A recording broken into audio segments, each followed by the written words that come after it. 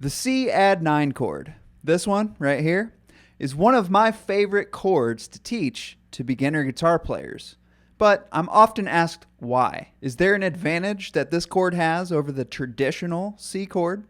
And the answer is yes, but only in certain contexts. Because the C and the Cadd9 do sound very different. And today we are going to take a look at one specific and hopefully familiar context that is extremely beginner friendly. Why? You know why? Because you're a guitar player and this is GuitarAmado.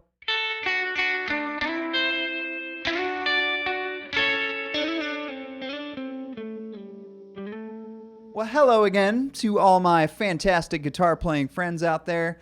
Welcome back to the wonderful world of GuitarAmado, where there is no right or wrong way to play, there's just your way. And if you're new to the channel, allow me to introduce myself real quick. My name is Adam Amado, and I'm on a mission to retrain the way you think about playing the guitar, so you can have more fun and get better faster. Now let's get on with the lesson. So today we are going to take a look at a famously beginner-friendly song, Sweet Home Alabama. Now I've taught this song quite a bit in the past to my beginner guitar students, and I'm a little ashamed to say that I've actually taught it wrong on occasion, actually on many occasions. So I typically introduce this song after we covered the G, C, and D chords and worked on a little chord switching, and once they get familiar with it, because those are in fact the three chords that are used in this song. But I would have my students play the song using the traditional chord shapes, like this.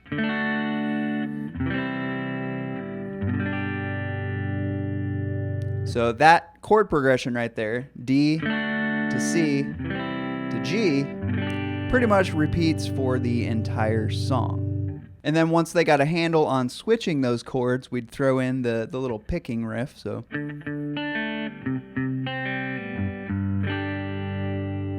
But if you listen closely on the recording, it actually sounds like this. So we'll get to the specifics here in a second. So I was, in fact, teaching this song wrong for many years, but then I remember that there is no right or wrong way when it comes to music, and it kind of helps me cope with my shame a little bit. And that's because music is very subjective to your individual goals. And let's not forget the most important rule of all: if it sounds right, it is right.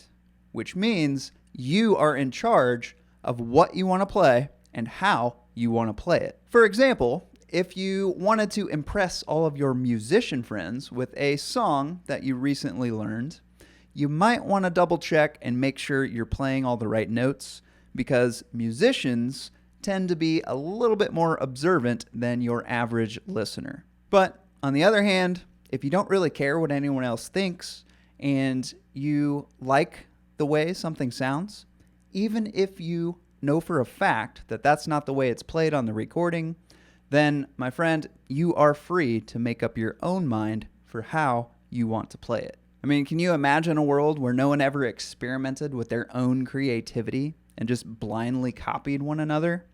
Not really a world that I would want to live in. But setting creativity aside for a second, there is another reason that you might choose to play something differently. In fact, I do it all the time. Just don't tell anybody, okay? But there are plenty of times when I simply don't have the skills to play a song note for note, particularly when it comes to guitar solos.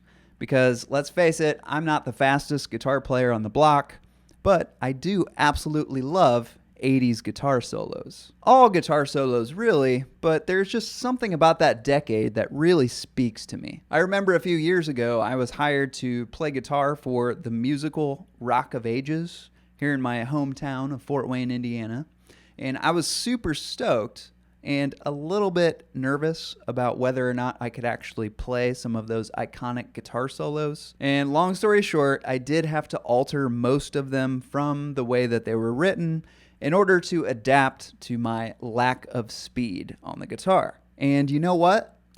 No one said a damn thing about it to me because they still sounded good to me, which meant that I played them with extreme confidence. And even if a few diehard fans did notice, so what?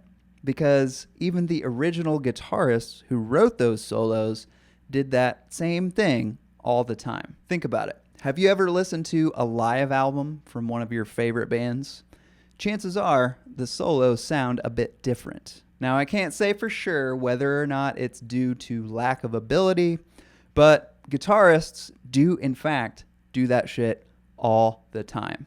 So don't worry if you find yourself doing it too. Just play it your way, and I guarantee you will have a lot more fun. Take today's song, for example. Sweet Home Alabama is an extremely famous song, and it'd be pretty hard to find somebody who has not heard it before. And even as an accomplished musician myself, I still had no idea that I had been playing it wrong for many years. It wasn't until I came across a lead sheet for the song that had the C chord labeled as a C add 9 chord. What's that?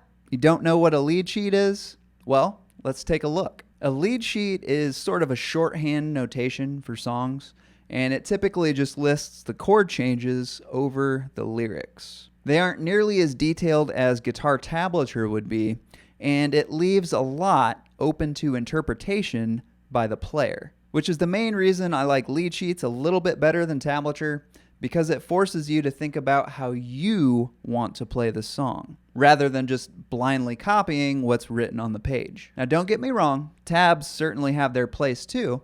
Sometimes you actually want to nail that riff or a guitar solo or whatever it is. You want to play it note for note. And in that case, lead sheets don't really get the job done. So perhaps I'll do another video like this where we go over some guitar tablature examples. So if that's something you'd be interested in, just drop me a comment down below and let me know. Maybe even give me a few song suggestions that you'd like to go over. Anyway, this probably isn't the exact same one that I found all those years ago, but as you can see, the chords are listed as D, C add 9, and G. And then here's one where the chords are listed as D, C, and G. So which one is right? Come on, you should know better by now. It's not a matter of right or wrong. You just have to experiment with both ways and figure out which one you like better. And whichever one that is the right one for you. But for all you perfectionists out there is another way. You just have to use your ears. This is how I finally determined that the C add 9 is in fact what they used on the original recording. But it is a very subtle difference, which is why I never really noticed it before. It's kind of one of those things that you don't really notice unless you're actually looking for it. So let me demonstrate that for you real quick. So I'm just going to play the D to the C changes so you can really focus your ear in on that. So first with the traditional chords, we have D to C.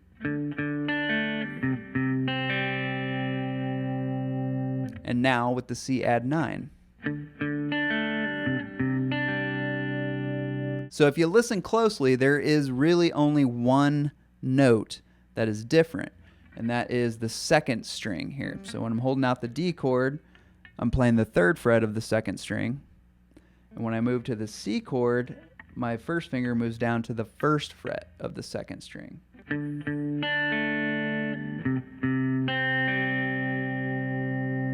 So it's that 3rd fret to 1st fret that you're hearing on the 2nd string. Now when I play the C add 9 chord, with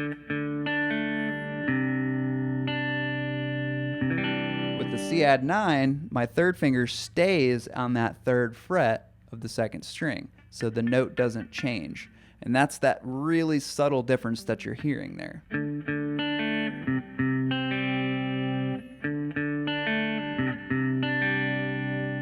So you see how that traditional C chord just doesn't quite sound the same. And I probably never would have even noticed had I not accidentally stumbled across that lead sheet that labeled the C chord as a C add 9. Probably never would have even thought to try it, and I would still be teaching it the quote-unquote wrong way.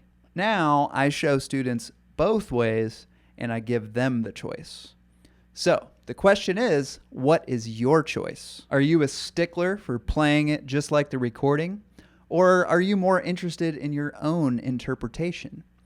Maybe you hate this song and you don't care either way. But whatever the case may be, leave a comment down below and let me know your thoughts. So that's all for today. Be sure to like and share this video if you found it helpful.